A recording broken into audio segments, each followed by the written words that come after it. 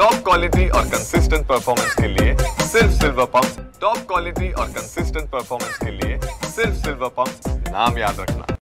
शिवसेनेचे ज्येष्ठ नेते रामदास कदमजी सध्या आमच्या सोबत आहे। संजय राऊत यांनी एक गंभीर आरोप केलेत एकनाथ शिंदेवर, काय प्रतिक्रिया?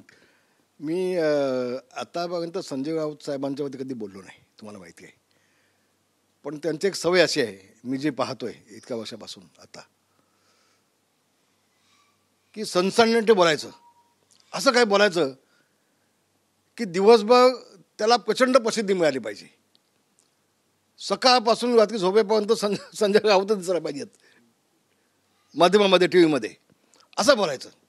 आणि लोकांचं त्यामुळं फक्त मनोरंजन होतं, फक्त मनोरंजन होतं। मी फक्त आज राऊत साहेबांना एवढं सांगतो, संजय राऊत साहेब, आम्ही कडवे शिवसैनिक आहोत। शिवसेना प्रमुख माननीय बाळासाहेब ठाकरे यांचे कडवे सैनिक आम्ही आहोत। भगव्या झेंड्याचे आम्ही शिपाई आहोत। छत्रपती शिवाजी महाराजांचे आम्ही मावळे आहोत। आमच्याकडून गद्दारी कधीच होणार नाही। बाळासाहेबांच्या विचाराशी कदापि बेमानी आमच्याकडे होणार नाही।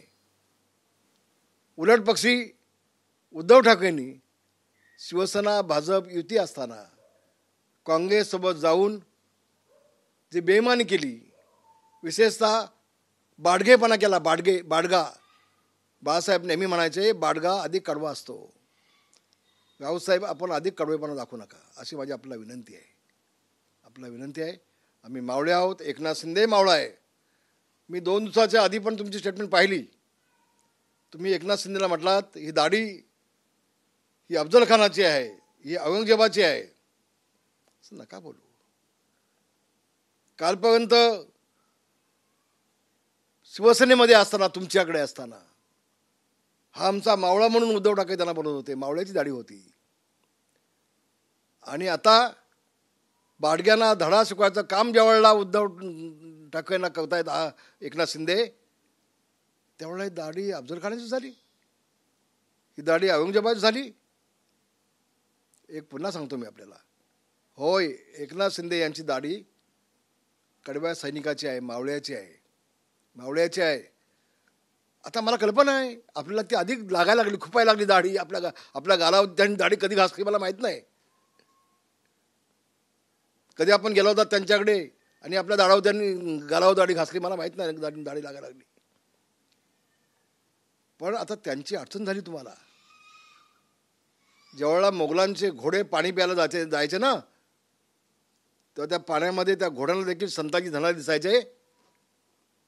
राऊतसाहेब, आता तुम्हाला जळी, स्थळी, काष्टी, पाशाणी सगळ्या ठिकाणी तुम्हाला एकनाथ शिंदे दिसत आहेत, कारण त्यांनी तुम्हाला पाणी पाजलं, तुमच्या नेत्याला पाणी पाजलं, तुमच्या मालकाला पाणी पाजलं।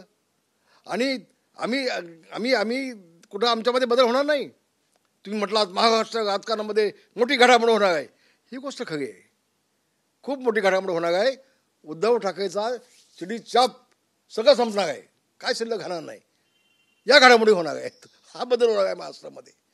आणि हे महाराष्ट्राच्या जनतेला माहिती आहे। जी बाळासाहेबांसोबत गद्दारी केली, बेईमानी केली, बाडगेपणा केला उद्धव ठाकरेनं, त्याची सजा उद्धव ठाकरेला मिळाल्याशिवाय राहणार नाही, हा विश्वास माझ्यामध्ये देखील आहे आणि महाराष्ट्राला देखील आहे। तेव्हा बदल होईल, पण उद्धव ठाकरे राजकारणातून पूर्णपणे संपून जाईल, हा बदल होणार आहे। धन्यवाद, जय हिंद, जय महाराष्ट्र। पण काल शिंदे साहेब दिल्लीत होते, त्यांनी आरोप केले आहेत संजय राऊत यांनी, की त्यांनी बोलले आहेत की आमच्या पक्ष भाजपमध्ये विलीन करा, पण आम्हाला मुख्यमंत्री करा। मी सांगितलं ना, आता संजय राऊत तिकडे ऐकायला गेले होते। मी हेच म्हणतोय मगापासून की संजय राऊतांना ही सवय आहे असं काय बोलायचं की त्याच्यामुळं सनसनाटी सगळी पसरली पाहिजे, प्रसिद्धी मिळाली पाहिजे, तेच काम हेच आहे। एकनाथ शिंदे, रामदास कदम, आम्ही सगळे भगव्या झेंड्याचे शिपाई आहोत, कडवे शिवसैनिक आहोत, मावळे आम्ही आहोत शिवसेना प्रमुखांचे। छत्रपती शिवाजी महाराजांचे आम्ही मावळे आहोत, एकनाथ शिंदे आम्ही कदापि पक्ष मरेपर्यंत, जोपर्यंत रामदास कदमनी एकनाथ शिंदे जिवंत आहेत तोपर्यंत भगवा झेंडा खांद्यावर कधीही हटवला जाणार नाही, याची ग्वाही तुम्हाला संजय राऊत साहेब मी देतो।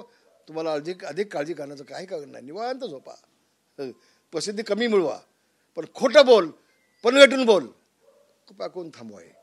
धन्यवाद. जय हिंद, जय महाराष्ट्र. व्हिडिओ जर्नलिस्ट प्रेम मात्रेसह गोविंद ठाकूर, TV9 मराठी, मुंबई.